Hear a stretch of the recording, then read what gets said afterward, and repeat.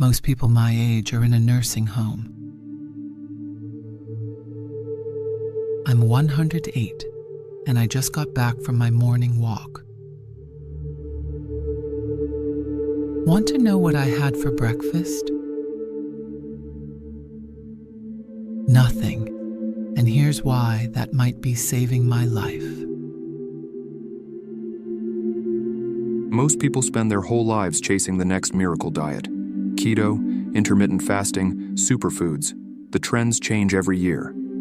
But what if someone has already lived the experiment? What if the proof isn't in a lab, it's in a person? Today we're spending a day with someone who's been eating their own way for over a century. No gimmicks, no supplements sold in the description. Just real food, real habits, and real results. 108 years of them. My name doesn't matter as much as what I'm about to show you. I've watched food trends come and go. I've buried friends who ate perfectly. And I've made it here, sharp, mobile, and still cooking my own meals. So let's talk about what I actually do. In this video, we'll walk through a full day of eating, from the first thing that touches the lips in the morning, all the way to what goes on the table at night. We'll look at the specific foods, the philosophy behind them, and what modern science has to say about why they might actually work. Why skipping breakfast may not be the problem everyone says it is. The first meal of the day and the science behind it. The fermented foods that have been a daily staple for decades. The one food eaten every single day without exception. The broader philosophy that ties it all together.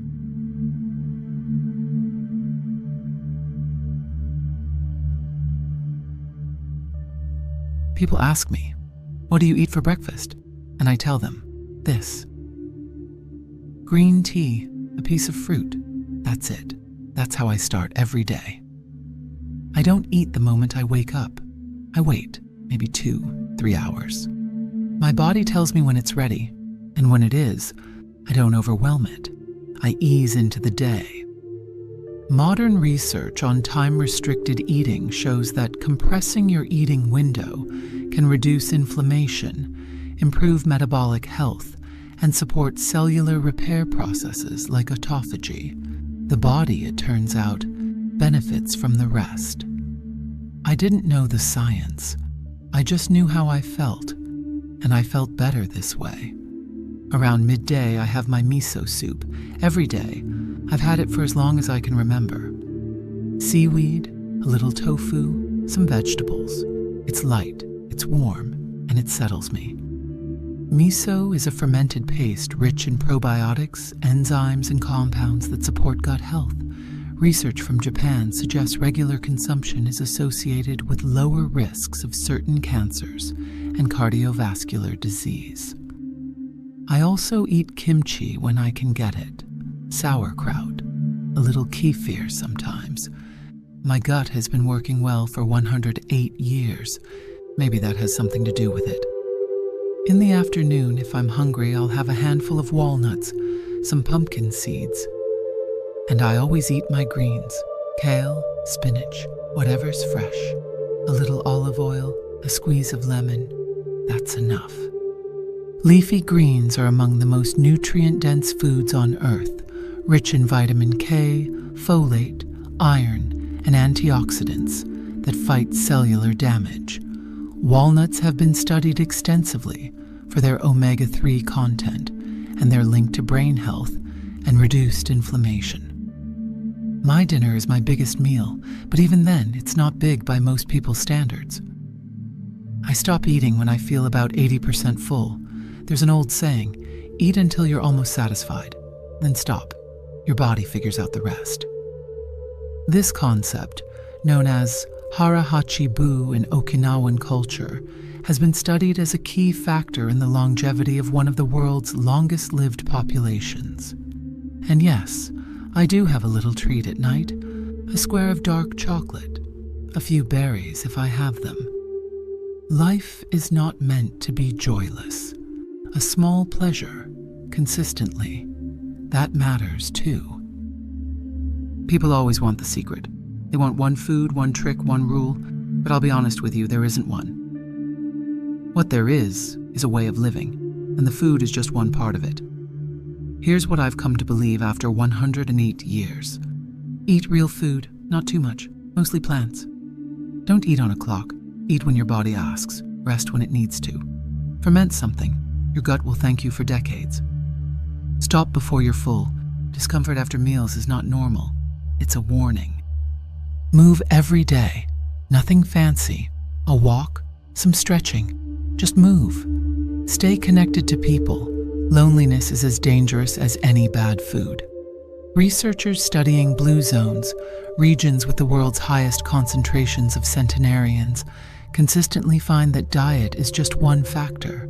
Social bonds, sense of purpose, low chronic stress, and daily gentle movement appear just as consistently in long-lived populations as any specific food.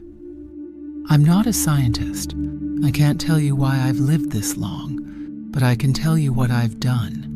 And I've done these things consistently for over a century.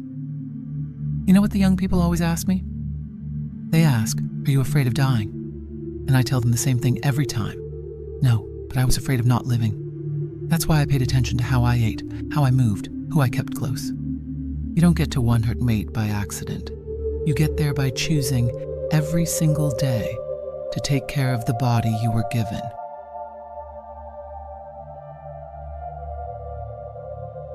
So what can you actually take away from this? You don't have to be 108 to start. You don't have to give up breakfast forever.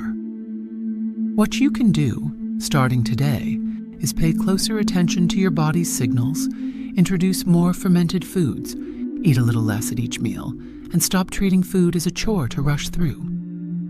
Give your body a daily eating window and let it rest outside of it. Start the day gently. Green tea and fruit over heavy carbs. Build your diet around plants, fermented foods, and quality protein. Eat to 80% full, consistently, not occasionally. Allow yourself a small daily pleasure. Joyless eating doesn't stick.